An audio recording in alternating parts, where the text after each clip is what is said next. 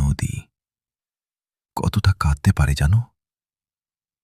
তিতাসের তীরে ছিল এক সমাজ, মাল ও জেলেদের ছোট ছোট ঘর, ছোট ছোট স্বপ্ন। তারা ভাবত নদী কখনো তাদের ছেড়ে যাবে না। কিন্তু ভাগ্য কি কখনো কাউকে কথা দিয়ে রাখে? কিশোরের জীবনে এলো প্রেম, বিয়ের রাত, আলো, ঢাক, আশীর্বাদ। আর ঠিক সেই রাতেই হারিয়ে গেল তার নববধূ। এক রাতেই ভেঙে গেল এক জীবনের সব স্বপ্ন। রাজলক্ষ্মীও বাঁচতে চেয়েছিল।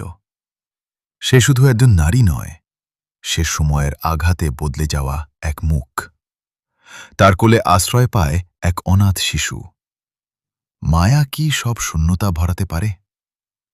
সুবল, বন্ধুত্ব আর টানাপোড়েনের মাঝখানে দাঁড়িয়ে থাকা এক নীরব মানুষ। তারা সবাই বাঁচতে চেয়েছিল, শুধু একটু স্বাভাবিক জীবন চেয়েছিল। তারপর ধীরে ধীরে শুকাতে শুরু করল তিতাস।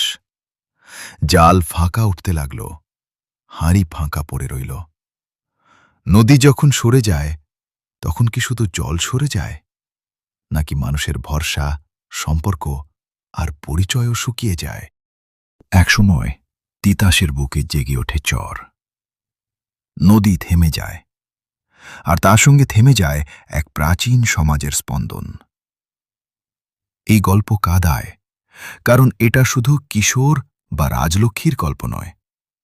এটা সেই সব মানুষের গল্প যাদের জীবন প্রকৃতির সঙ্গে বাঁধা। প্রশ্নটা আজও রয়ে গেছে, আমরা কি বুঝতে পারছি আমাদের চারপাশের তিতাসগুলো একে একে শুকিয়ে যাচ্ছে?